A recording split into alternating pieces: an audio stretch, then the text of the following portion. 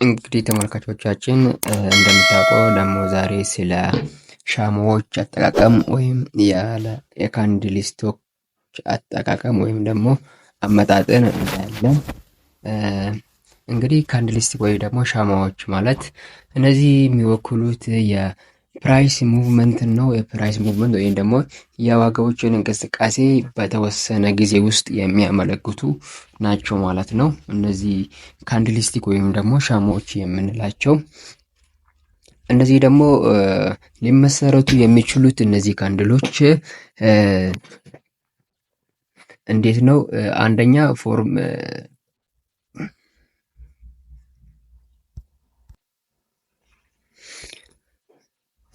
እነዚህ ካንድሎች ፎርሚድ ወይም ደግሞ ሊመሰረቱ የሚችሉት መጀመሪያ ኦፕን የሚባል አላቸው። ከዛን ደግሞ ሃይ ሎው እና ክሎዝ ፕራይስ የሚባሉ አላቸው ማለት ነው። በተወሰነ ታይም ፍሬም ውስጥ ነው እነዚህ የሚከናወኑት ማለት ነው።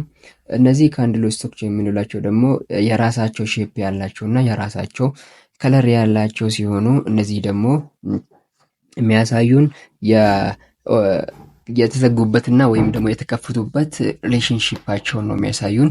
እንደዛውም ደግሞ የሃይ እና የለው የአንድን ካንድልስቲክ እንደምታዩት እነዚህ ደግሞ የታይም ፕሪዱን የሰዓቱን ሁኔታ ነው የሚያሳዩን ማለት ነው።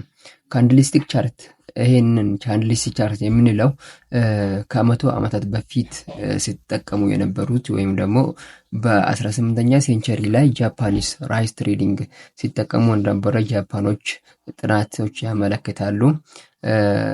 ኤርሊየስት ናውን ዩስ ወስ ባይ ፌመድ ጃፓኒስ ራይስ ትሬደር ነው። ይሄኛው ደግሞ ሙኒሄሳ ሆማ በሚለው ሰውዬ በ1700 ወይም ደግሞ በ18ኛ ሴንቸሪ ላይ እነዚህን ካንድሎች ቻርቶችን ተጠቅሞ ትሬድ እንዳደረገ ታሪኮች ያሳዩታል ማለት ነው።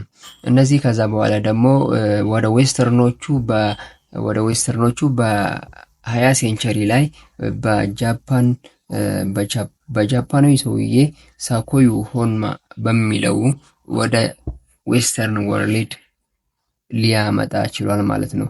ከዛ ደግሞ ስቲቨን ኒሰን የሚለው ደግሞ እነዚህን ካንድሎችን ፖፑላራይዝ በማድረግ በዌስተርኖች ላይ በቴክኒካላይዝ እንዲጠቀሙ በራሱ መጽሐፍ በ1991 በጻፈው ጃፓኒስ ካንድልስቲክ ቻርቲንግ ቴክኒክ በሚለው መጽሐፍ ላዩ ጠቅሷል ማለት ነው።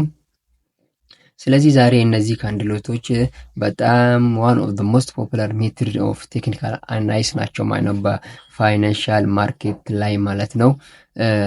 ስለዚህ እነዚህ እንደምናየው አውቶኖሚ ኦፍ ካንድልስቲክ እንደምናየው መጀመሪያ ይሄንን ቤሪሽን ብናየው ሃይ አለ፣ ከዛ ለው አለ። መጀመሪያ የተከፈተበት ኦፕን ፕራይስ አለ፣ ከዛም ክሎዝ የተደረገበት አለ።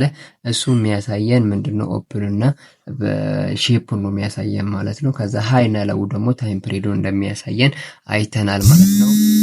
እንደዛውም ደግሞ ይሄ የካንድልስ ኮንሲስትስ ኦፍ ኦፕን ሃይ ሎው ኤንድ ክሎዝ ፕራይስ ፎር ስፔሲፊክ ፒሪድ ነው። በተወሰነ ሳይት ታይም ፍሬም የምንጠቀማቸው ሰዎች በዛ ሰዓት ውስጥ ይሄኛው ታይም ፍሬም ምን እንደሆነ ያመለክትናል ማለት ነው።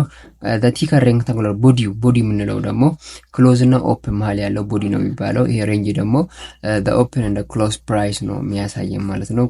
በራይሱ የተዘጋበትና የተከፈተበትን የሚያሳየን። ይሄ ደግሞ ከስር የሚታየው ወደ ዊክስ የሚውለው ወይም ደግሞ ሻዶ የምንለው ይሄ ደግሞ ሃይስ ኤንድ ላውስ ኦፍ ዘ ካንድል ነው የሚያሳየን። በቀኑ ውስጥ ከፍተና ለዝቅተኛውን ያሳየናል ማለት ነው። the coloring of the body ይሄኛው ከለር ቀይ መሆንና ይሄኛው ሰማያዊ የሚሆነው ምንድነው የሚያሳየን? the closer or higher the open አንድ የተከፈተው ፕራይስ አሁን ለምሳሌ እዚህ ጋር ይሄንን የተከፈተበትና የተዘጋበት ፕራይስ ስናይ የተዘጋበት ፕራይስ ከተከፈተበት ፕራይስ ዝቅተኛ ወይም ደግሞ ሃየር ዛን ወይም ደግሞ ከፍተኛ ሲሆን ኢንዲኬት ግሪን ኦር ዋይት ነው የሚሆነው። ይሄኛው ማለት ግሪን ነው የሚሆነው ማለት ነው።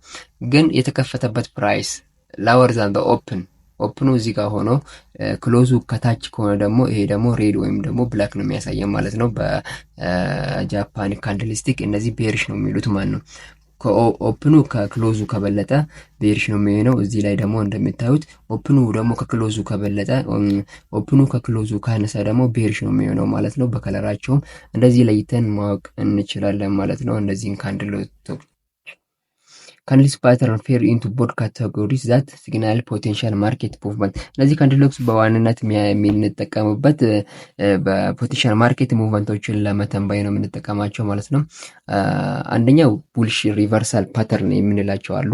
እነዚህ ቡልሽ ሪቨርሳል ፓተርን የምንላቸው ሺፍት ፍሮም ዳውንወርድ ቱ ዘ አፕወርድ ሙቭመንት የሚያመለክቱ ናቸው ማለት ነው። እነዚህ ግራፉ ወደታች ወይም ደግሞ ፕራይሱ ወደታች የነበረበት እና ከዛን ደግሞ ወደ ላይ የሚመለስበትን አቅጣጫ የሚያመለክቱን እነዚህ ቡሊሽ ሪቨርሳል ፓተርን ይባላሉ ማለት ነው።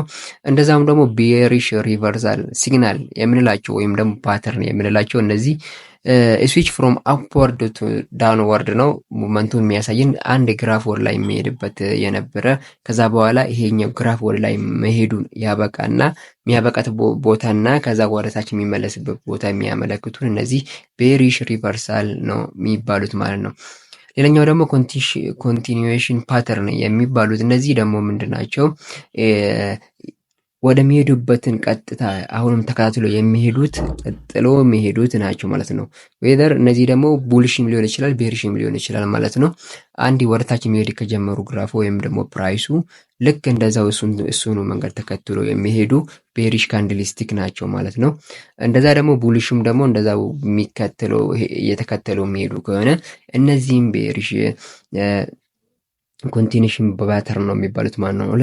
ሶስተኛ ደግሞ ኢንዲሲሽን ፓተርን የምንላቸው ደግሞ እነዚህ ምንድን ናቸው? ስትራግል ቢትዊን ባየርስ ኤንድ ሴለርስ የሚያሳዩን ነው የሚያሳየን ማለት ነው። አንድ ቦታ ላይ የባየርስ እና የሴለርስን በጣም ስትራግል የሚያደርጉበት ቦታ ኢንዲሲሽን ፓተርን ነው የምንለው ማለት ነው። አሁን ደግሞ ይህንን አራቱንም ካየን በኋላ ፖቴንሻል ማርኬት ሙቭመንቱን እነዚህን ደግሞ አንድ በአንድ እናያቸዋለን ማለት ነው።